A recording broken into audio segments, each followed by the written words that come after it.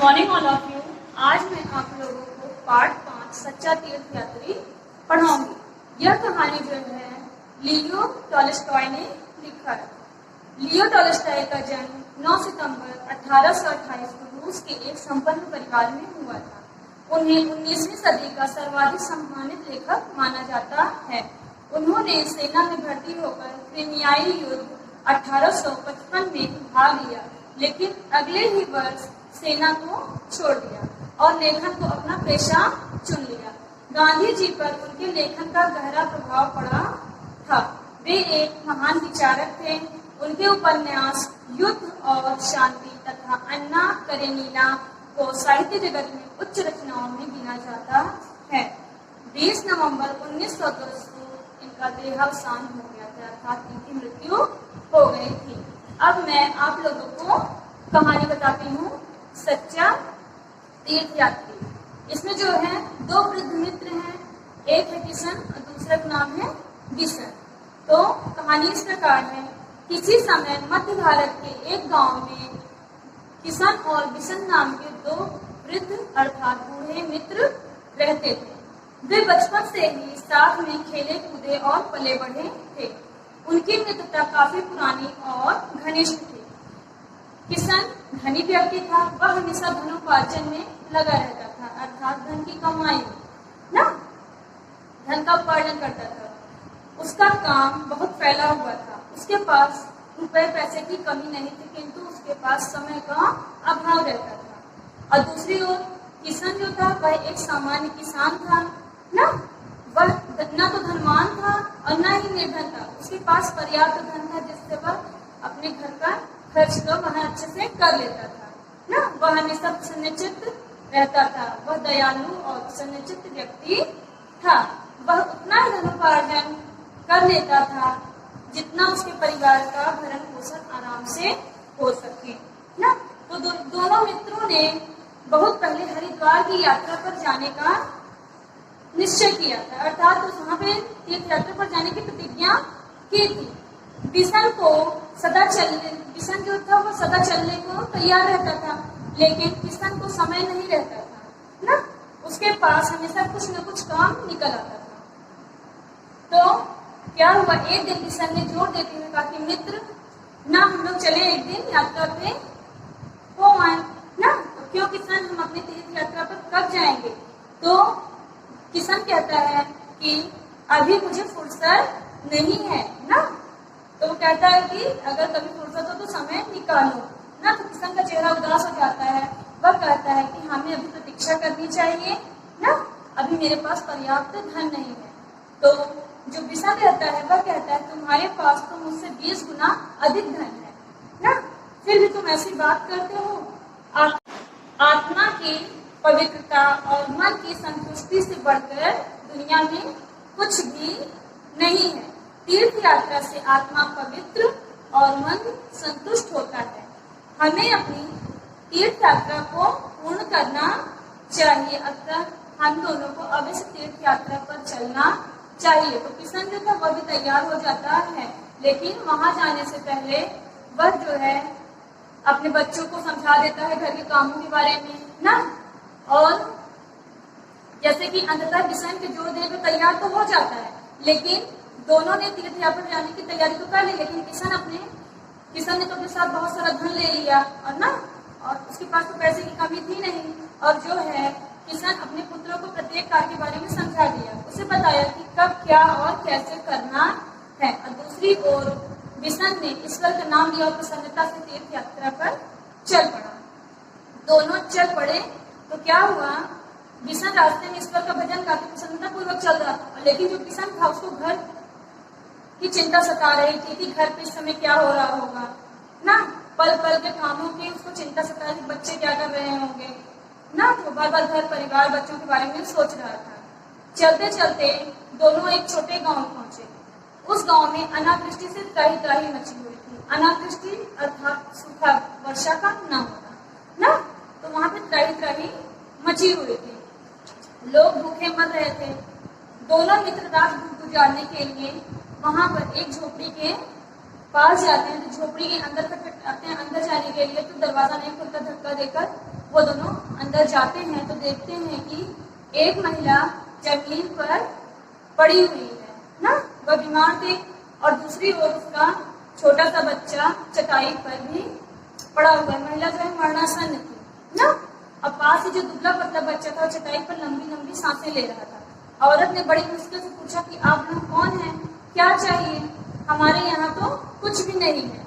उनकी आवाज बड़ी मुश्किल से, जो महिला थी उसकी आवाज बड़ी मुश्किल से निकल रही थी। उसी समय बच्चा बोला, बाबा हम भूखे हैं, हमें रोटी चाहिए। तो यह आवाज सुनकर एक लड़खड़ाता हुआ अधेड़ आदमी आया और उससे चला नहीं जा रहा था। वह आकर कहीं गिर पड़ा ना झोपड़ी में। तो क्या हुआ, बिशन को उन लोगों पे दया आ गई ना, क्योंकि वो लोगों ने उसको परिस्थिति अपनी बताई, किसान और बिशन को, कि हमारे यहाँ अनावृष्टि के कारण भूखमरी आ गई, हम लोग मरने के कगार पे हैं, इसलिए इतने परेशान, हम लोगों के पास खाना खाने को नहीं है। तो बिशन को दया आ गई, उसने अपना थैला खोला और घर से चलते समय उसने जो खाने पीने का सामान लिया था उसमें से एक रोटी निकालकर लड़के की तरफ बढ़ाई। लड़का ऐसे टूट पड़ा, देखते ही देखते रोटी को चट कर गया अर्थात खा गया ना। तो उसने उस महिला और पुरुष को भी खाना खाने को दिया। फिर वह कुएं से पानी भरकर लाया और उन लोगों को पिलाया। तो किसान झोपड़ी के पास बाहर बैठा था। जो किसान था, जो धनवान था मित्र, वह जो है झोपड़ी के बाहर बैठा था। बिशन ने उसे सारा हाल क्या सुनाया। उसने कहा, मुझे लगता है कि इन्हें छोड़कर जाना ठीक नहीं है। यह बात बिशन कहता है किशन से, अगर हम लोग चले जाएंगे तो बेचारे भूखे मर जाएंगे, इनकी सेवा करनी चाहिए। तो किशन बोलता है, क्या हम इस गंदी जगह पे रहेंगे, है ना? ऐसा किया तो हम लोग खुद बीमार पड़ जाएंगे। किशन जो है बिशन से कहता है कि अगर हम इन लोगों की सेवा करने के चक्कर पड़ेंगे तो हम लोग खुद ही बीमार पड़ जाएंगे। व्यर्थ समय नष्ट नहीं करना, चलो हम लोग तीर्थ यात्रा कर सकते हैं। बिशन ने उत्तर दिया, मित्र हम इन्हें ऐसी अवस्था में छोड़कर नहीं जाएंगे ना, हमें इनकी सेवा करनी चाहिए। जब तक ये सब ठीक नहीं हो जाते मैं यहीं पर रहूंगा, तुम जाओ अगर तुम्हें जाना है तो। किशन जो है अकेला ही तीर्थ यात्रा पर चला जाता है और बिशन जो है उन लोगों की सेवा करता है, उन्हें आवश्यक चीजें खरीद कर लाता है ना, जो कुछ झोपड़ी में नहीं था वो उन्हें खाने को देता है। घर के लोगों ने अपना पेट भरने के लिए अपनी सारी संपत्ति पहले बेच दी थी ना। तो एक दो दिन तो बीत गया, जितना पैसा था बिशन ने अपना पूरा खर्च कर दिया। ठीक, तो उसके बाद क्या करता है, एक तरफ तो बिशन सोचता है कि उसे जाना चाहिए, दूसरी तरफ उन लोगों की दशा देखकर रुक गया ना। उसने दूध के लिए उन लोगों के को एक गाय खरीद कर दी और खेत जोतने के लिए 2 बैल खरीदे, लेकिन साथ ही अगली फसल तक के लिए अनाज खरीद कर रख दिया। उसे पता चला कि गांव के साहूकार के पास उन लोगों का खेत गिरवी रखा हुआ है। उसने साहूकार से बात की और ब्याज सहित पैसे देकर खेत को छुड़वा लिया ना। तो क्या उन लोगों की किसान ने मदद करी, तो वो लोग खेती करने लगे, खेतों में फसल लहराने लगी थी। वे तीनों खेतों की देखभाल के लिए सक्षम हो चुके थे ना। तो एक दिन क्या हुआ, जब घर के सब लोग गहरी नींद में सो रहे थे तो बिशन जो है अपने गांव वापस लौट जाता है। घर पहुंचने में क्या होता है, बिशन के घर वाले बहुत खुश होते हैं, तीर्थ यात्रा करके वापस आ गया। वो पूरी घटना बताता है कि मैं तो तीर्थ यात्रा नहीं कर पाया, मेरे सारे पैसे तो रास्ते में ही खर्च हो गए ना, इसलिए मुझे ऐसे ही लौटना पड़ा। उधर किशन क्या हुआ, किशन तीर्थ यात्रा पर पहुंच गया। हरिद्वार जब पहुंचता है तो वहां पहुंचकर एक बड़े मंदिर में जाता है, वहां बहुत भीड़ रहती है ना। उसका मन पूजा में कम और अपने धन पे ज्यादा था ना, चिंता लगी रहती मेरे धन कैसे आएगा। पूजा के समय वह टटोल कर देख लेता कि कहीं मेरी इस भीड़ में किसी ने मेरा पैसा तो नहीं चुरा लिया। प्रार्थना में उसका मन नहीं लग रहा था। तो क्या वो मंदिर के भीतरी भाग में दीपक जल रहे थे। दीपकों के प्रकाश के बीच उसने एक ऐसा दृश्य देखा जिससे वह आश्चर्यचकित रह गया। उसको एक वृद्ध पुरुष ने बिशन की छवि दिखाई दी और वह बिल्कुल जो है बिशन की तरह ही था। किशन जो है सोचने लगता कि यहाँ पर बिशन कैसे हो सकता है, मैंने तो उसे पीछे छोड़ दिया है। उसने उसकी ओर देखा तो उसे पूर्ण विश्वास हो गया कि वह जो है बिशन ही है। अपने मित्र की ओर देखकर उसे, जो अपने मित्र को देखता है जब किशन तो उसको बहुत प्रसन्नता हुई। वह लपक कर जब उससे मिलना चाहता है तो इतने में आरती समाप्त हो जाती है और भीड़ बाहर निकलने लगती है। उस भीड़ में वह जिस किशन को देखा रहता है वह किशन गायब हो जाता है, मतलब दिखाई नहीं देता। किशन को भीड़ से डर लगा कि कोई जेब न काट ले, जेब को हाथ से दबाए वह भीड़ से बचकर बाहर निकल आता है ना। तो बाहर आकर वह बिशन की प्रतीक्षा करने लगा, लेकिन बिशन उसे कहीं दिखाई नहीं दिया। कुछ देर बाद वह भीड़ पूरी तरह से छट गई, अर्थात हट गई भीड़। तो क्या हुआ, तो वह मंदिर में वापस गया और बिशन को ढूंढने लगा जहाँ पर बिशन नहीं था। निराश किशन फिर दूसरे मंदिर में गया। वहां जब वह भगवान की पूजा कर रहा था तो मूर्ति के पीछे बिशन को खड़ा देखता है। वह फिर खुश हो गया, लेकिन उसे देखते ही देखते बिशन फिर से अंतर ध्यान हो गया, अर्थात गायब हो गया अथवा लुप्त हो गया ना। तो इस तरह किशन जहाँ कहीं भी जाता वहां उसको बिशन ही दिखाई देता था। उसे भरोसा हो गया कि बिशन यही कहीं है, लेकिन वह उससे मिलना नहीं चाहता। तो वह जो है किशन लंबे समय तक हरिद्वार रहा। वह प्रतिदिन मंदिर जाता और अपने मित्र को किसी न किसी स्थान पर खड़ा देता था, मतलब वो जहाँ जाता था उसको बिशन ही दिखाई दे रहा था। किशन ने तीर्थ यात्रा समाप्त की और अपने घर की ओर चल पड़ा। जब वह झोपड़ी में पहुंचा तो जहाँ बिशन रुका हुआ था वह दरवाजे पर एक वृद्ध महिला खड़ी थी। वह बोली, आइए बाबा, यहाँ पर ठहरिए, भोजन करिए। हम सदा जो तीर्थ यात्रा पर जाते हैं उन यात्रियों की सेवा करते हैं। एक यात्री ने क्योंकि हमारे प्राणों की रक्षा की थी। किशन समझ गया कि यह महिला जो है बिशन के बारे में ही बात कर रही है। उसके बारे में पूछने पर महिला ने कहा कि मुझे पता नहीं वह कौन थे, लेकिन मेरी समझ से तो वह अवश्य ही देवदूत रहे होंगे।